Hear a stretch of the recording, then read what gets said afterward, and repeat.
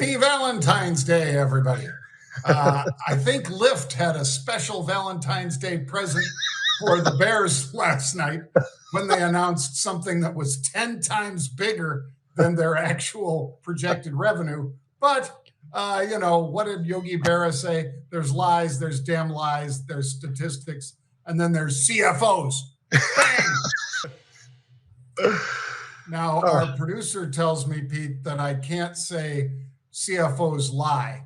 So I was just saying that some of them stretch the truth, and some of them have no idea that 500 basis points is different than 50 basis points until the stock jumps 65% in the after hours by everybody going, holy crap, they're going to earn that much?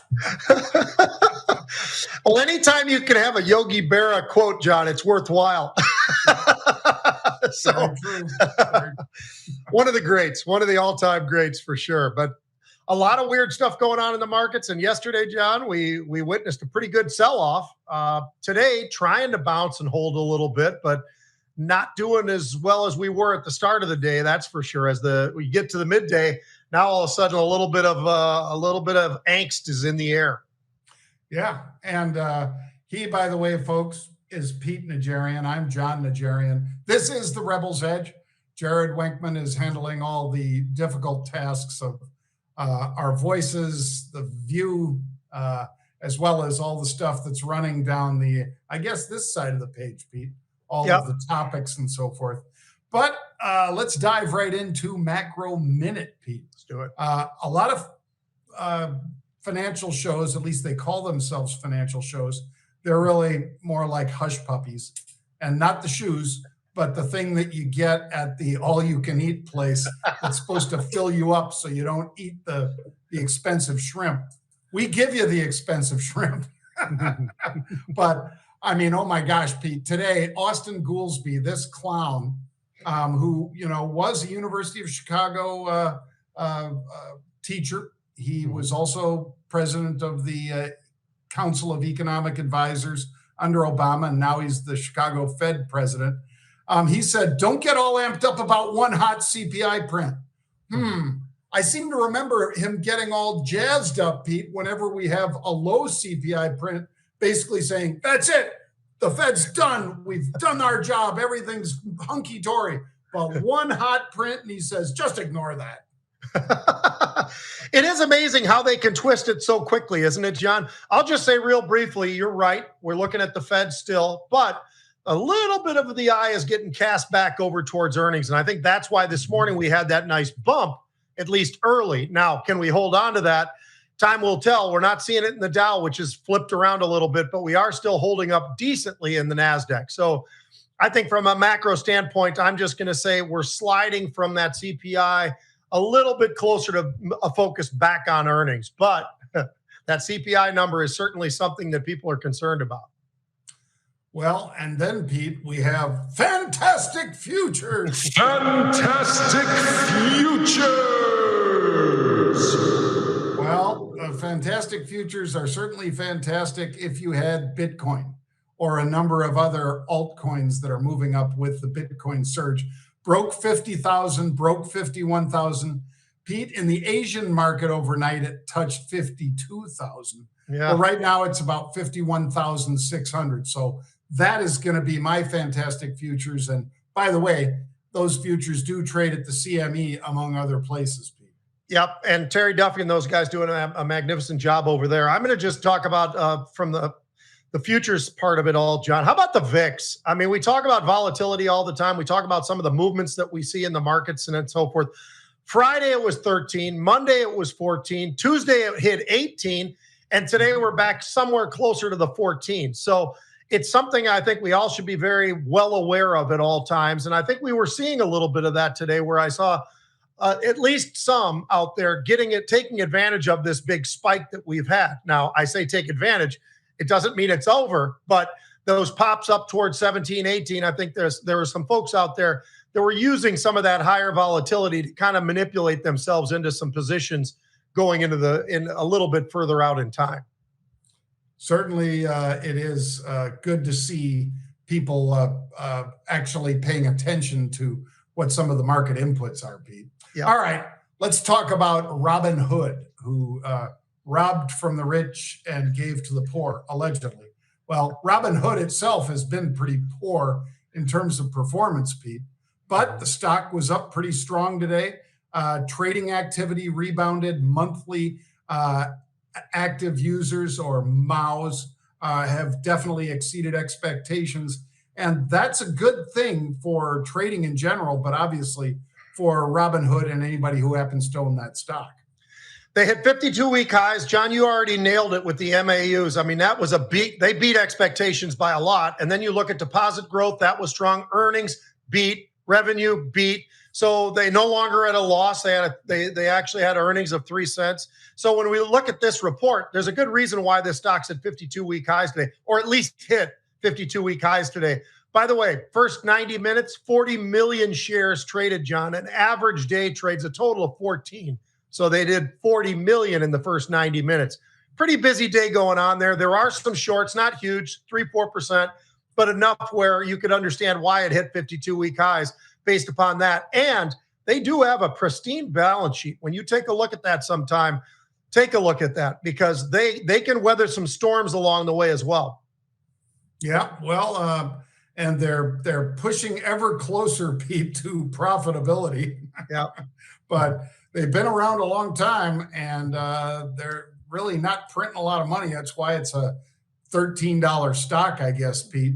Yeah. Even though right after the IPO, I think you and I remember it in the 40s. Yeah. And it's not anywhere near the 40s right now. No. All right. How about Lyft? Lyft is the one we were making fun of because the chief financial officer, Aaron Brewer, had to clarify the difference between 500 basis points and 50 basis points, because she said that the actual increase was going to be 500 bips. And in fact, it's going to be 50. That's why the stock spiked 65% in the after hours last night. Now, I gave most of that back, Pete, but what I will say is anybody that followed our work on Lyft, they had a very nice lift, even though it's not 65%. It's still double-digit gain. And that typo did cause Lyft to reverse, of course, from that 65% gain. But we had unusual option activity in it, Pete. We talked about it on the show, and there it is. 1554 was what Lyft hit today. It was up 28%. So the right to buy it at 12 when it's trading nearly 16, yeah, it's more than a double. Bang. Well, and when you get up to those 52-week highs and you're looking close to 17, not quite 17, John, that's a heck of a move. It's a heck of a lift to the upside. They did everything you'd ever want, right? I mean, I know they had the mishap early on, but let's forget that for a minute. They crushed the earnings, highest ever ridership that they've had. Their gross bookings forecast was a beat. So there was no numbers in this that looked bad. Matter of fact, last I looked, it was around up maybe 30, 31%, something like that, close to us coming on air. But you can understand why. When you look at the earnings at 18 cents versus the 8 cents they'd had in the past, they have done, or was estimated to be, they have done a really, really good job of competing. And who are they competing with? Of course, Uber, who also has been doing extremely well. When you take a look at those two stocks. They're the magnificent two, apparently, John, because there's you got your 7, you got your 5, you got your 15. They're the two, because they're in the same business and they're both doing very, very well. It was a great quarter for them, Pete. And by the way, if you would like to check out any of our offerings as far as the scans that we do for unusual activity, go to marketrebellion.com/get started. That's marketrebellion.com/get started. All right, now we're going to talk about QDEL, Pete, because QuidelOrtho tanked. They're a provider of in vitro diagnostic technologies. That's what the website says. We haven't talked about this one a lot, but you know what? When your revenues are down 14%, that's not a good thing. When your year over year Q4 comes in about 50 mil almost under estimates, that's not a good thing. And then JP Morgan, Pete, they slashed their price target from 66 to 37. Ouch. Oh. That's a big ouch. They also downgraded them. So they did everything, obviously, post earnings and going through the report, but they had been doing relatively well, John, but the stock getting hit by what, 30+% to the downside today? That's a pretty ugly hit, understandable. And you pointed out that the revenue being down 14% year over year. That's never a good thing. Diagnostic companies have generally been doing relatively well, but not everybody in healthcare is the same, and everything gets a little bit different. They do have some pretty decent sized shorts in here. So those shorts might start wanting to cover pretty soon as the stock hit 52-week lows earlier today. There's a heck of a lot of debt in this company, John. They do have some free cash flow that's decent, but when you're looking at $2.5 billion in debt, there's a lot of reasons why I think that some of the analysts maybe should have kind of backed off a little bit before the earnings and said, hey, look, this thing's maybe a little stretched, and probably the possibility of any kind of weakness would be something that maybe you'd want to be in front of. But nobody did it. And now you're seeing the fruits of that whole thing, because that's a huge slash, as you mentioned, from JP Morgan analyst. Yeah, she didn't like it at all, Pete. And she cited a whole bunch of reasons that the show would run another 30 minutes if we had to cite them all. All right. Let's talk for a second, Pete, about what's going on with Upstart. Now, Upstart, it's going to be a company that not everybody can wrap their head around. But if you think of it, it's cloud-based and it's artificial intelligence. Those are two big buzzwords. But what do? They lend money to people. So instead of having a bunch of bankers go over the numbers, apparently they just have the artificial intelligence help them through the cloud figure out, okay, this is a good loan, or nope, we're not going to lend money to this guy, or whatever. Anyway, they are another one that had their revenue go down, Pete. And their year over year, they did 140 mil versus 134. That's good as far as the beating the estimate, but not good year over year. And I didn't see a lot that was good in this report. And it just keeps getting worse on the trading side, Pete. It was down 10%, then it was down 15% an hour later, and now it's down over 20. Yeah, last I looked, it was down about 20% or so, John. This is one, and I bring this up all the time because I think people have to always acknowledge and at least know a little something about these stocks, and when you're using options or stocks to move around in the markets. But you better know this is a name that a lot of folks have determined, obviously a lot of folks have determined, has some weakness, and that weakness lies in what could potentially go wrong. And the reason I say that is, John, they're 34 to 40%, somewhere in that bracket, short interest here. So there is a lot betting against this company, and they haven't really covered yet. Maybe they will today. Who knows? Maybe at least some might cover. But for now, that's a massive short. And when you look at this thing, and you were talking about it, the revenue being down about 4% year over year, that's not good. Here's the thing that really was the worst that I heard. Loans down 19% year over year. Ouch. That's what they do. They can't do that, John. And if they do, and they did, and they report it, that's why you're seeing this stock down as much as it is. It's an ugly day for them. This is a stock that a lot of people have liked. A lot of very smart analysts fell in love with it early. But I'll tell you, it's been a really, really difficult path for them for a while now. And I think it's going to continue if they continue with the same sort of a loan decrease like we've seen over the last year. Yeah, it's I've never really embraced this one, Pete. It's not that they can't do it. It's not that SoFi can't do it, but neither one has really broken out significantly, despite having a lot less of the overhead that traditional banks had. Neither one has really, impressed me, but I have traded SoFi. I've not traded this one. Yeah. All right, let's get into the sports, Pete. What is Red Zone Sports looking at today? Well, do we want to catch this clip that you got up there? Yeah, let's do that. I love this. Yeah. Let's take a look at this one, folks. Seems like nobody touched that guy, Pete.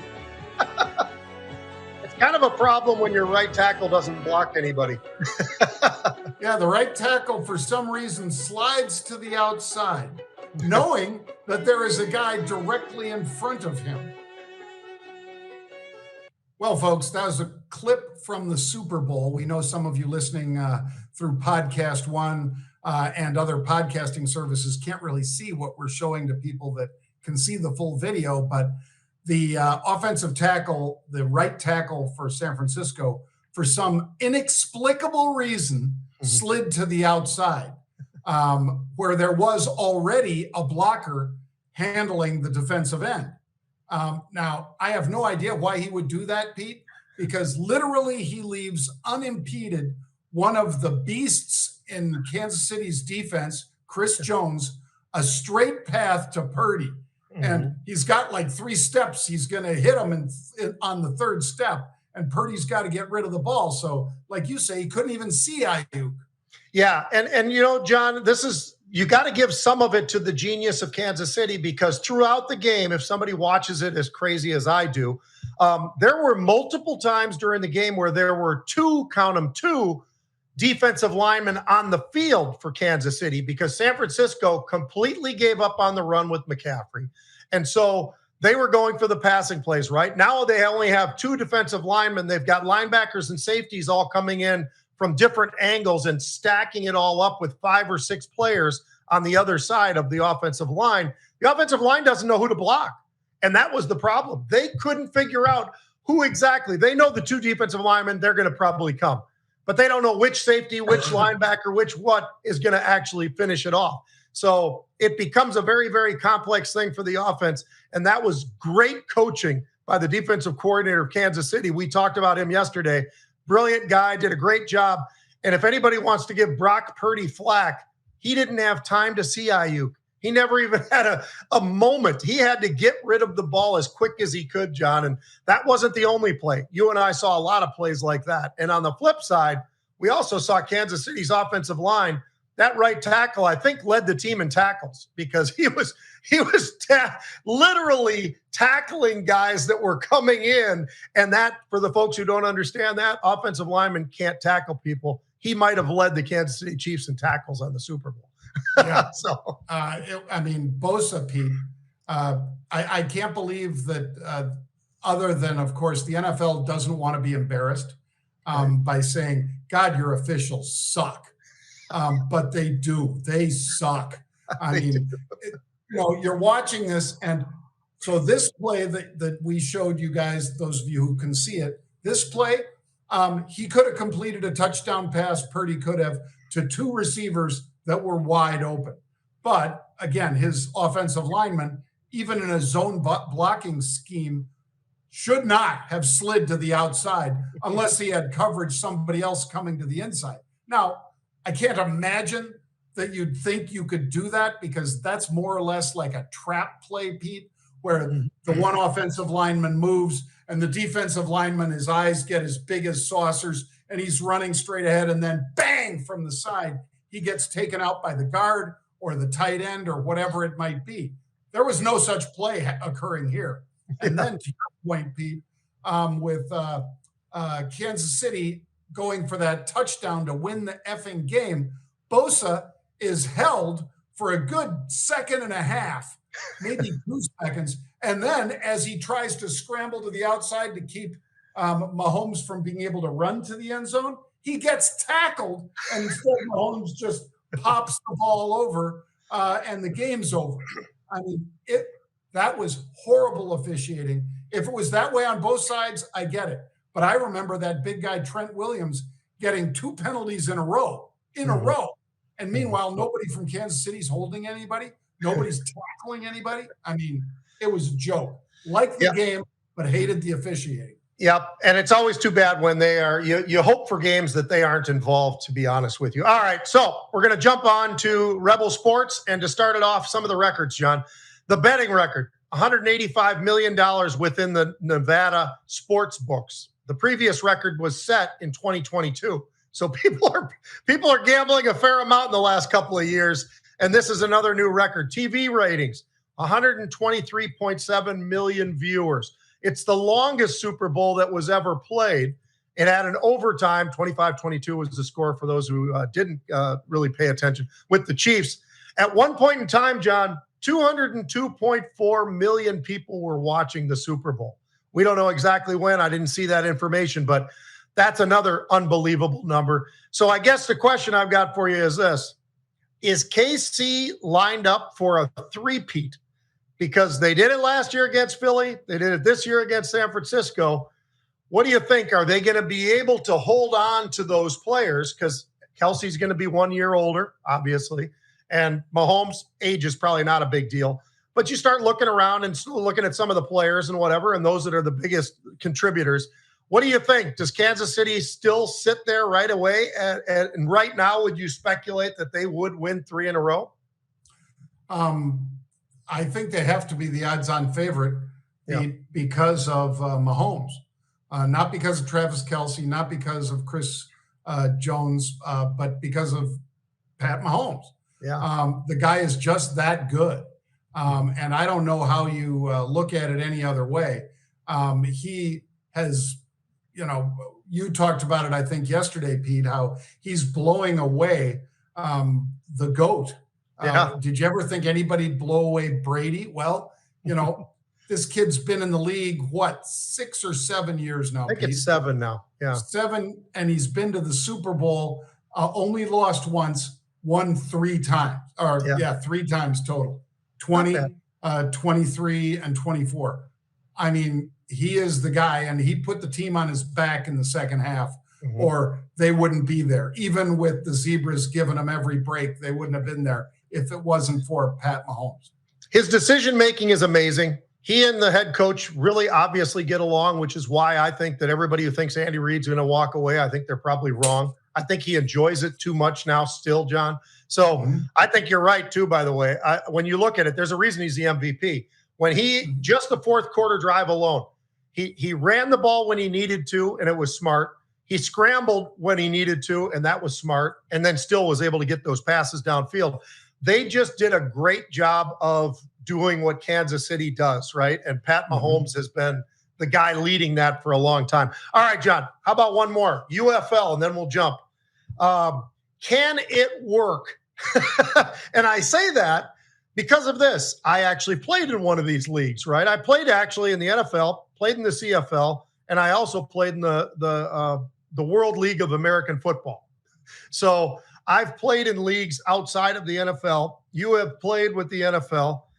The UFL originally, there was a UFL 2009 to 2012. The USFL tried 3 different times. The World Football League tried once in 1974-75.